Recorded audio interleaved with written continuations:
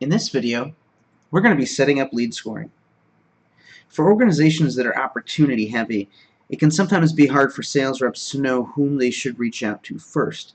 This is especially true when a sales rep has a large number of opportunities with the next action date for today.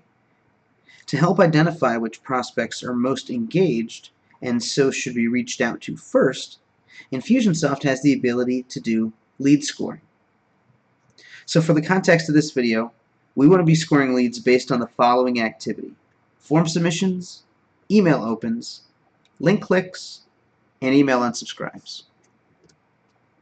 So in this video, we're going to go ahead and find lead scoring in the settings.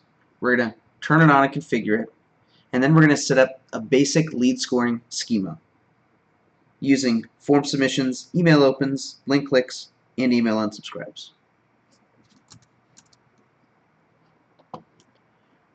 Hover over the navigation and go to Settings in the CRM column. In the company and contact settings on the left, go to Scores. So in the name and status, we want to go ahead and give this a name. And then if it's not already on, we want to make sure this is turned on. We're also going to say that 50 points is equaling 5 flames. So now in the rules section below, we're going to set it up so that way if the contact's activity contains a web form submission, we want to award that 25 points. That's a good thing. So to set up the next rule, we hover and we're going to hit the little plus sign, and this will give us another rule to set up.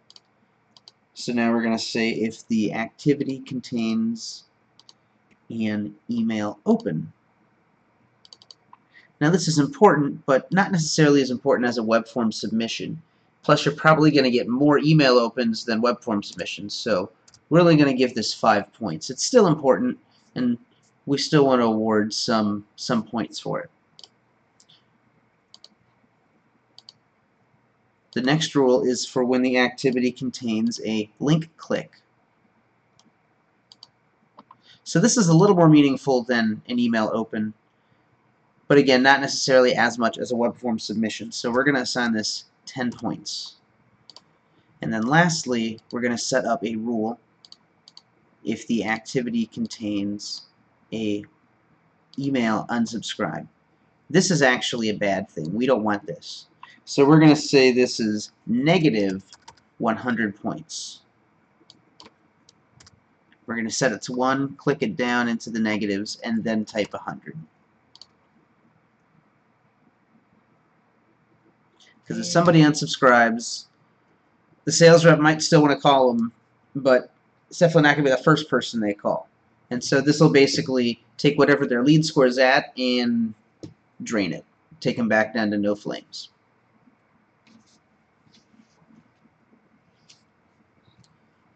At this point, we can hit save.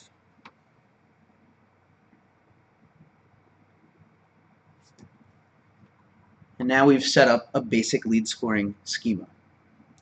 So as a contact engages with our marketing through different types of behavior, Infusionsoft will award points based on the rules outlined. The total number of points is then weighted against the value set for 5 flames to determine the contact's lead score.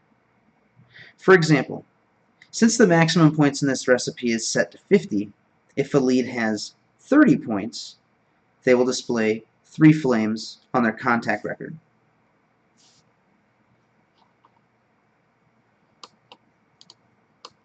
When you're looking at a contact record,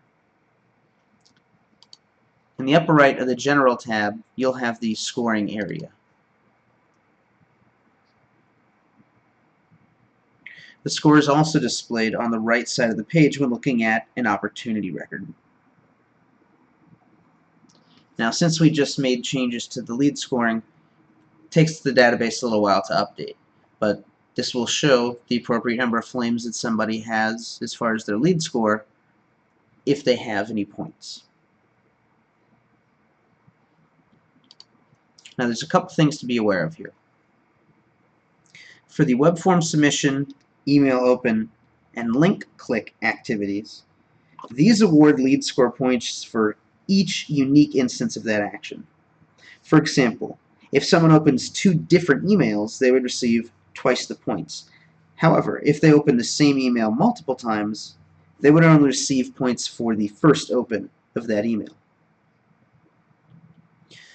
When you're designing your lead scoring rules, be sure to leverage negative engagement types, like we did with the email unsubscribe. This will allow you to push weak leads to the bottom, and this is where tag-based lead score rules can become very handy. We can also assign lead scores based on specific tags being applied.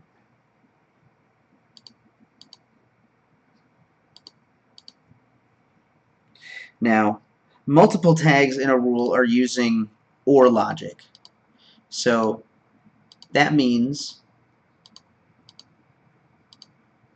that these points would only be awarded once.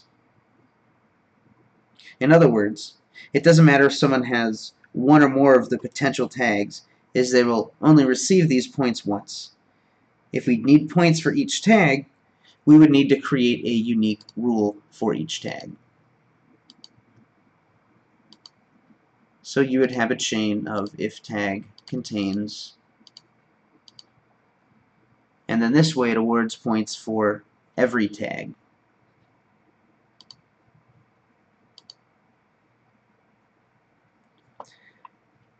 For dynamic lead scoring, sometimes known as a decaying lead score, we can have the lead score points expire after a certain number of weeks. So we can say that somebody's web form submission is good for a month and gives them 25 points. But an email open, maybe we only keep that on there for a week. For a link clickable, maybe we put it on there for 2 weeks, and then of course we never expire the email unsubscribe here. So this way the lead scoring is dynamic based not only on what rules they have passed, but also how long ago.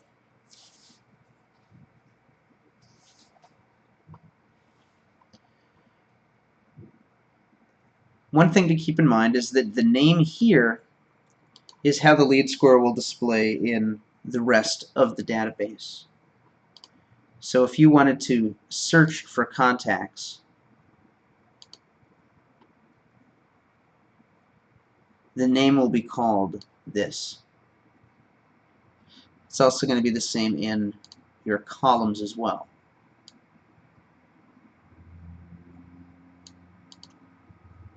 So keep that in mind, especially if you rename this something else, especially if you're repurposing the lead score functionality for a different purpose.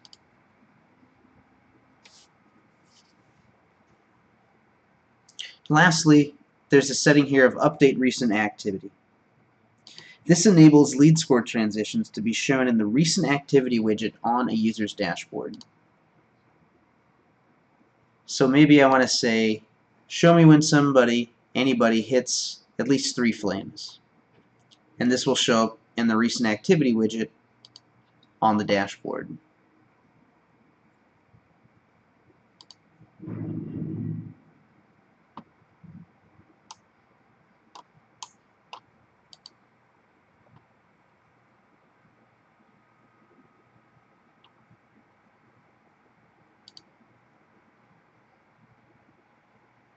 Here you go. Recent activity widget. And of course in this case there's no activity to report.